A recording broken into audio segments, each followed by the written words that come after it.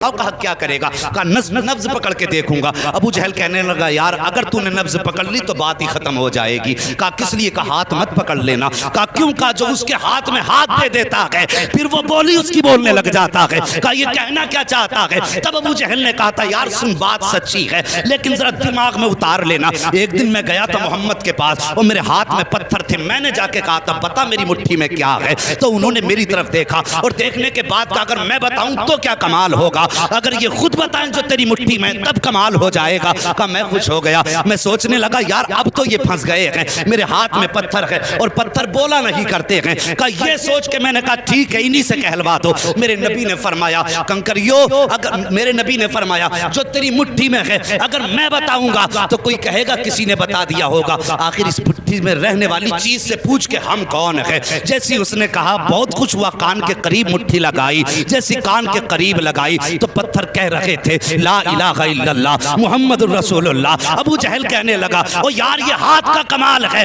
ہاتھ مت پکڑ لینا، اگر اس کا ہاتھ پکڑ لو تو بات ہی ختم ہو جاتی ہے، ہاتھ یہاں پکڑتا ہے رب کی رحمت میں جا کے چھوڑ دیتا۔ اللہ اکبر۔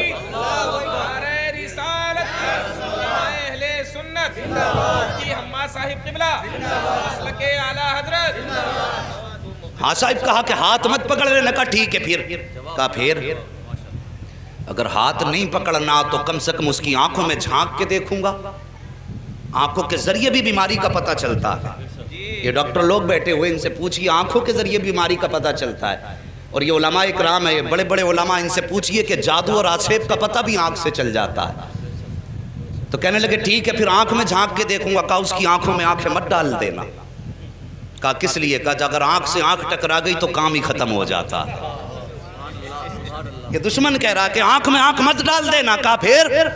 کہا اگر آنکھ سے آنکھ ٹکرا گئی تو قصہ ہی ختم۔ کہا کیا ہو جاتا؟ کہا ایک بار بلال کی نظر پڑ گئی تھی محمد کے چہرے پہ، پورے مکے نے مارا، یہاں تک کہ جسم سے خون بہا، کھال جلائی، چربی پگھل کے جلی۔ میں نے کئی بار مار کے کہا تھا محمد کا دامن چھوڑ دے۔ کہنے لگا اس کی آنکھوں کا کمال یہ ہے کہ جب سے اس کی نظر محمد کی نظروں سے جا کے ٹکرائی ہے، دنیا کا ظلم ایک پلے میں، بلال کی ہمت ایک پلے میں، وہ دنیا چھوڑنے تیار ہے، محمد کو چھوڑنے تیار ہی نہیں ہوگا۔ بس آنکھیں بھی مت دیکھ لینا۔ تو کہا یار پھر بلایا کس لیے ہے؟ ہاتھ بھی نہیں پکڑنا ہے، آنکھ میں بھی نہیں دیکھنا ہے، بلایا کیوں ہے؟ کہا پھر ایسا کر خوشبو سے پتہ لگائیں گے۔ کہا تو پھر ٹھیک ہے تو کام ہی نپٹا دے گا۔ کہا پھر؟ کہا خوشبو سے سونگ کے بتاؤں گا کیا ہے۔ کہنے لگا اس کی خوشبو کی سونگنے کی ضرورت کیا ہے؟ پورا مکہ گواہ ہے، جس گلی سے گزر جاتا ہے 8 دن تک گلیاں مہکتی رہتی ہیں۔ بولو یار ذرا سبحان اللہ۔ جی اگر تھک کے بھوکے بیٹھیں تو میں قربان بھائی سے کہوں گا انہیں پہلے کھانا بانٹ لیں، اگر تھک کے نہیں بیٹھے تو محبت سے بولیں ذرا یا رسول اللہ۔ اللہ سلامت رکھے، اللہ آج کی گرمی تیرے محبوب کے ذکر کے لیے برداشت کی ہے، مالک قیامت میں محبوب کی زلفوں کا سایہ عطا فرما دینا۔ بس توجہ کرے، اگر تیرے میرے یار کی باتیں ہوں، اپنے محبوب کے تذکرے ہوں تو محبوب کا دل ٹھنڈا ہوتا ہے۔ ہم نے رب کے محبوب کا ذکر چھیڑا ہے، یقیناً خدا راضی ہو جائے گا۔ بس توجہ کریں۔ کہنے لگا خوشبو سونگنے کی ضرورت کیا ہے؟ جن گلی سے گزر جاتے ہیں 8 دن تک گلیاں مہکا کرتی ہیں۔ کہا کوئی ثبوت ہے؟ کہا ہاں۔ کہا کیا؟ کہا گزار کے دیکھ لو اور آنے بھی دو، قدم رکھنے سے پہلے خوشبو گھر میں آ جائے گی۔ ایک دن میرے نبی نے نا اپنی زوجہ حضرت خدیجۃ الکبریٰ سے کہا تھا خدیجہ 25 سال ہو گئے میرے ساتھ، 25 سال میرے ساتھ ہو گئے تمہیں، لیکن کبھی محمد کو دروازہ بچانے کی ضرورت نہیں پڑی۔ سارے بولو صلی اللہ علیہ وسلم۔ کبھی دروازہ بجانے کی ضرورت نہیں پڑی۔ بتاؤ میرے آنے سے پہلے ہی جیسے قدم دروازے پہ آتا ہے تم دروازہ کھول دیتی ہو، کیسے پتہ لگاتی ہو؟ تو کہتی حضور آپ اپنے دروازے سے پہلے والے چوراہے پہ ہوتے ہیں کہ آپ وہاں ہوتے ہیں، خوشبو آپ سے پہلے گھر کے اندر آ جایا کرتی ہے۔ امام احمد بن حنبل کے پاس ایک بزرگ آیا کہ کہنے لگے حضرت مجھے بیٹی کو رخصت کرنا ہے، بیٹی کو رخصت کرنا ہے۔ کہا پھر؟ کہا میری بیٹی پیدا ہوئی، مجھے بڑی خوشی ہوئی، میں نے منت مانگ لی تھی کہ اپنی بیٹی کو دنیا کی ساری چیز جہیز میں دینی ہے۔ حضور میں اس وقت امیر تھا لیکن اب بڑا غریب ہو گیا ہوں، میری یہ نظر پوری کیسے ہوگی؟ آپ نے فرمایا جا قرآن بیٹی کو جہیز میں دے دے، دنیا کی ساری دولت چلی جائے گی۔ حضور کی بارگاہ میں بزرگ آئے، عمر رسیدہ تھے، کہنے لگے حضور میں بیٹی کو رخصت کرنا چاہتا ہوں، حضور کوئی تحفہ آپ کی طرف سے ہو جائے۔ میرے نبی نے فرمایا جاؤ بیری کی لکڑی توڑ کے لاؤ۔ وہ ایک لکڑی توڑ کے لائے، حضور نے نا یوں، توجہ ہے اشکر بھائی، حضور نے یوں اپنے بازو سے رگڑی اور اس پہ سرکار کا پسینہ لگا اور فرمایا جاؤ یہ عطر اپنی بیٹی کے لگا دینا۔ کیا فرمایا؟ جاؤ یہ پسینہ میرا اپنی بیٹی کے لگا دینا۔ مورخین نے لکھا ہے لے کر کے گئے وہ پسینہ سرکار کا بیٹی کے لگایا، جب داماد آئے گھر کے اندر تو وہی پسینہ داماد کے لگایا۔ اللہ اکبر۔ مورخین اور محدثین فرماتے ہیں کہ ان میں تو خوشبو آتی رہی جب تک جیے، لیکن ان کی 7 پشتوں تک مصطفیٰ جان رحمت کی خوشبو آتی رہی تھی۔ اور امام قسطلانی جو سرکار کے 900 سال کے بعد پیدا ہوئے، آپ فرماتے ہیں جب میں اس گلی سے گزرا جس گلی میں وہ نسل آباد تھی، جس پر مصطفیٰ کا پسینہ لگا تھا، امام قسطلانی فرماتے ہیں 900 سال گزر گئے، 900 سال کے بعد ایک بچہ میرے سامنے سے گزرا، جب میرے آگے سے گزرا اس کے بدن سے مدینے والے محمد کی خوشبو آ رہی۔ کہنے لگا سونگ مت لینا ورنہ 7 پشتوں تک مہکتا رہے گا۔ کہا جی پھر تو ہو گیا کام۔ حبیب یمنی نے اٹھایا اپنا سامان اور چل دیے۔ بھائی کدھر جا رہے ہو؟ کہا علاج کا تو طریقہ ہی نہیں بچا، ہاتھ میں نہیں دیکھ سکتا، آنکھ میں نہیں جھانک سکتا، خوشبو میں نہیں سونگ سکتا، تو بتا پھر علاج کیسے کروں گا؟ بھائی راضی ہو جا، غصہ نہ ہو، ٹھنڈے دماغ سے ذرا کام لے، بیٹھنا ہم انتظام کر لیں گے۔ کہا پھر کب ملاقات کر لے؟ کہا ٹھیک ہے ملاقات کر لیتے۔ جگہ کا تعین، کدھر جانا؟ کہا ان کے ہاں تو نہیں جائیں گے، انہیں اپنے گھر بلا لیتے۔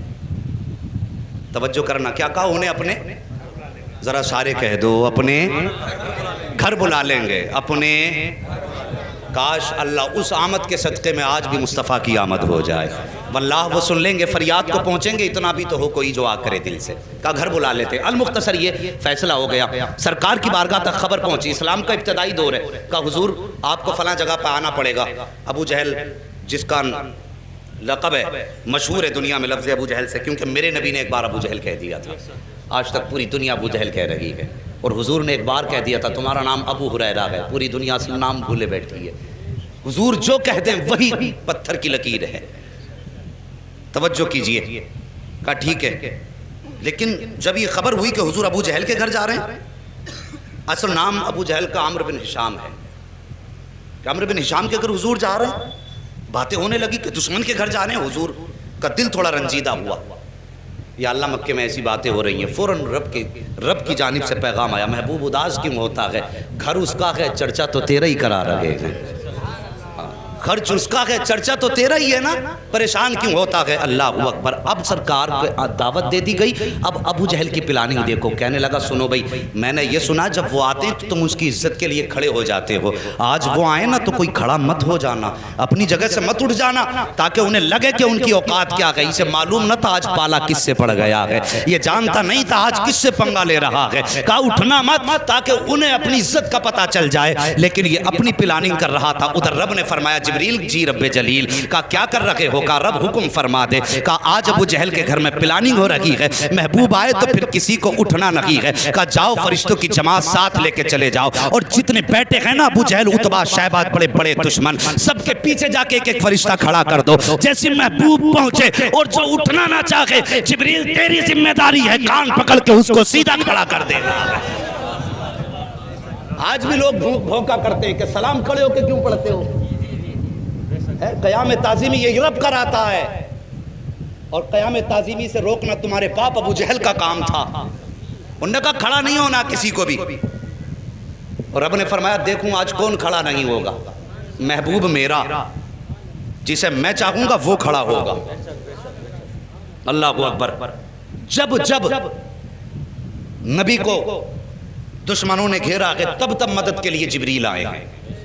اس پہ کئی ساری روایتیں ہیں لیکن وقت کم ہے، میں اس کو بھی بتا کے چلتا، لیکن بس نبی کی شان سن لو۔ بات کر دی اس نے کہ کوئی اٹھ کے کھڑا مت ہونا، اللہ اکبر۔ ادھر میرے نبی، ساتھ میں چند صحابہ ہیں، اسلام کا ابتدائی دور ہے، ابو جہل کی محفل میں بیٹھے ہوئے ہیں لوگ جماعت در جماعت، اس کے اپنے چاہنے والے بڑے بڑے کافر مکے کے بیٹھے تھے اور یہ چاہتے تھے نبی کو ذلیل کریں معاذ اللہ، ان کی گردن جھکائیں، لیکن انہیں معلوم نہ تھا فانوس بن کے جس کی حفاظت ہوا کرے وہ شمع کیا بجھے جسے روشن خدا کرے۔ اللہ اکبر، وہ کیسے شرمندہ کر سکتے تھے جس کو کائنات کو جس کے قدموں سے عزت ملی ہو، اس کو کیسے ذلیل کیا جا سکتا ہے؟ میرے حضور نے قدم رکھا، ابو جہل نے عتبہ کے کونی ماری، عتبہ نے شیبہ کے کونی ماری، ایک دوسرے کے کونی مار کے کہنے لگے آ گئے اٹھ کے کھڑے مت ہو جانا، لیکن جیسی آئے نا حضور نے بھی دروازے پہ قدم رکھا تھا، پہلا قدم حضور نے اندر رکھا، ابو جہل نے سب کو دیکھا اٹھنا نہیں، جیسی کہا نا اٹھنا نہیں، ابو جہل کے پیچھے جبریل امین کھڑے تھے، سب سے پہلے ابو جہل کا کان پکڑا اور سیدھا کھڑا کر دیا۔ جب ابو جہل کھڑا ہوا، عتبہ خود کھڑا ہو گیا،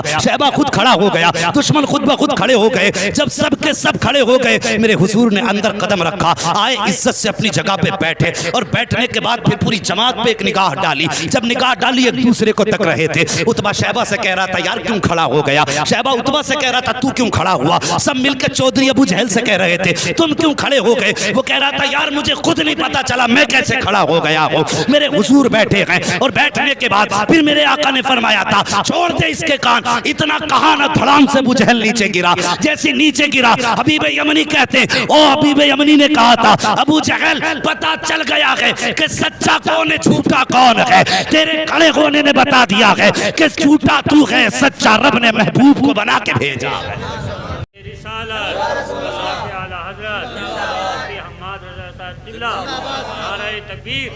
بس توجہ کیجئے پیارے، اللہ سلامت رکھے سب کی نسلوں کو، جتنے بھی مسلک اہل سنت والے ہیں، بس توجہ کیجئے۔ بیٹھ گئے، حبیب یمنی کہنے لگے مجھے اس نے بلایا ہے اور اس لیے بلایا ہے کہ سنا ہے آپ ایسی ایسی بات کرتے ہیں۔ میرے نبی نے فرمایا ہاں میں اللہ کا رسول ہوں، خدا ایک ہے، قولوا لا الہ الا اللہ تفلحوا انی رسول اللہ۔ ہاں میرے نبی نے فرمایا، حضرت حبیب یمنی ابھی ایمان نہیں لائے تھے، کہنے لگے اچھا اگر آپ نبی ہیں تو یہ تو میں بھی جانتا ہوں کہ نبی جادوگر کا جادو آسمان پہ نہیں چلتا ہے، صرف زمین پہ چلتا ہے۔ اس کا دعویٰ یہ کہ آپ جادوگر ہیں، میرے نبی کے بارے میں کہنے لگے کہ ابو جہل کا دعویٰ یہ کہ آپ جادوگر ہیں، لیکن میں یہ جانتا ہوں کہ جادوگر کا جادو زمین پہ چلتا آسمان پہ نہیں، اور نبی وہ ہوتا ہے جو دل کے حال جانتا ہے۔ آج بد مذہب بدعقیدہ لوگ کہتے ہیں کہ حضور کو پیٹھ کے پیچھے کی خبر نہیں، حبیب یمنی ایمان لانے سے پہلے جانتے ہیں نبی وہ ہوتا ہے جو دل کی بات جانتا ہے، جو راز جانتا ہے وہ نبی ہوتا ہے۔ یہ حبیب یمنی کہہ رہے ہیں، کہتے حضور اس لیے میرے دو سوال ہیں، دو سوال یاد رکھنا۔ حبیب یمنی کیا کہتے ہیں میرے؟ بولو سارے بولو، میرے دو سوال ہیں، ایک سوال میں کروں گا جواب آپ کو دینا ہے، دوسرا سوال بھی آپ کریں گے جواب بھی آپ دیں گے۔ یہ دو باتیں کہیں حبیب یمنی نے، اتنی بات کہیں میرے نبی فرماتے ہیں ٹھیک ہے بتاؤ پہلا سوال کرو۔ کہا میں جانتا ہوں کہ جادوگر کا جادو آسمان پہ نہیں چلتا، اگر آپ نبی ہیں تو چلیے چاند کے دو ٹکڑے کر سکتے ہیں آپ؟ وقت دوپہر کا تھا، دوپہر کا وقت تھا، سورج تھا، چاند نہیں تھا اس وقت میں۔ کہا آپ چاند کے دو ٹکڑے کر سکتے ہیں؟ میرے حضور اٹھے، کہا چلیے۔ حضور آگے آگے، حبیب یمنی پیچھے پیچھے، ابو جہل سب سے پیچھے۔ جب حضور چلنے لگے نا ابو جہل نے یوں گردن جھکائی، چہرہ اتر گیا۔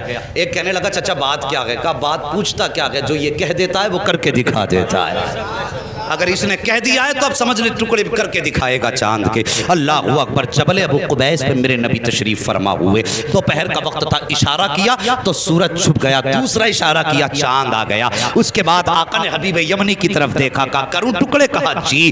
اتنا کہا میرے حضور نے انگشت نبوت اٹھائی اور یوں اشارہ کیا تو ایک ٹکڑا پورب میں تھا، دوسرا پچھم میں چلا گیا ہے، چاند دو ٹکڑے ہو گیا۔ جب چاند دو ٹکڑے ہوا آپ فرماتے ہیں اب بتا کیا رائے ہے، انہیں جوڑنا ہے یا قیامت قیامت تک کے لیے ایسے ہی چھوڑنا ہے۔ اللہ اکبر۔ حبیب یمنی نے کہا تھا اب جوڑ بھی دیجئے، یوں میرے نبی نے اشارہ کیا، چاند جڑ گیا۔ اب اس کے بعد حبیب یمنی کہتے حضور میں تو مان گیا ہوں آپ اللہ کے نبی ہیں، لیکن اب اس کی تسلی کے لیے اب آپ میرے دوسرے سوال کا جواب دیں۔ میرے نبی فرماتے سن، یمن میں تیری ایک بیٹی ہے جو مفلوج ہے، جس کی آنکھوں سے بھی نظر نہیں آتا ہے، کانوں سے سنائی نہیں دیتا ہے، زبان سے گونگی ہے، ہاتھ پیر سے اپاہج ہے، اور تو یہ چاہتا ہے اللہ اس کو شفا عطا فرما دے۔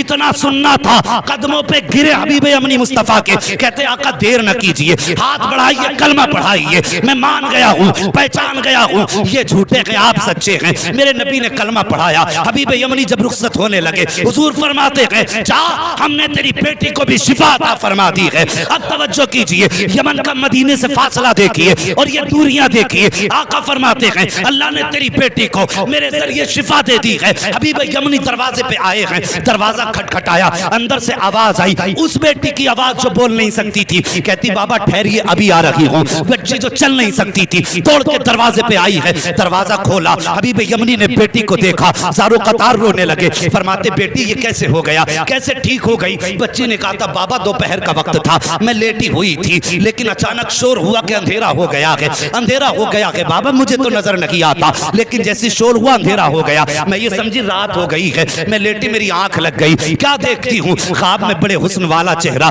بڑی خوبصورت وجاہت والا ایسا چہرہ تھا بابا کہ نظر پڑنے کے بعد ہٹنے کا نام نہیں لے رہی تھی۔ وہ میرے خواب میں آیا، اس نے آ کے میرے سر پہ ہاتھ رکھا، بابا ہاتھ لگنے کی دیر تھی کہ میرے پورے بدن کو اللہ نے شفا بخش دی ہے، اور بابا مجھے کلمہ بھی پڑھا کے گیا ہے۔ اللہ اکبر۔ اتنا سنا، بیٹی کے سر پہ ہاتھ رکھ کے حبیب یمنی روئے اور کہتے بیٹی میں بڑے نصیب والا ہوں، جس کی تو بات کر رہی ہے میں اسے دیکھ کے بھی آیا ہوں، اس کے ہاتھ میں ہاتھ دے کے بھی آیا ہوں، اور اس کے شہر میں کلمہ پڑھ کے آیا ہوں۔ تب بیٹی نے رو کے کہا تھا بابا نصیب والے آپ نہیں ہو، بلکہ آپ سے زیادہ نصیب والی میں ہوں۔ کہا بیٹی کس لیے؟ کہا آپ جا کے اس کے شہر میں گئے ہو، تب کلمہ پڑھا کے میں کتنے نصیب والی ہوں کہ وہ میرے گھر آ کے مجھے کلمہ پڑھا کے گیا۔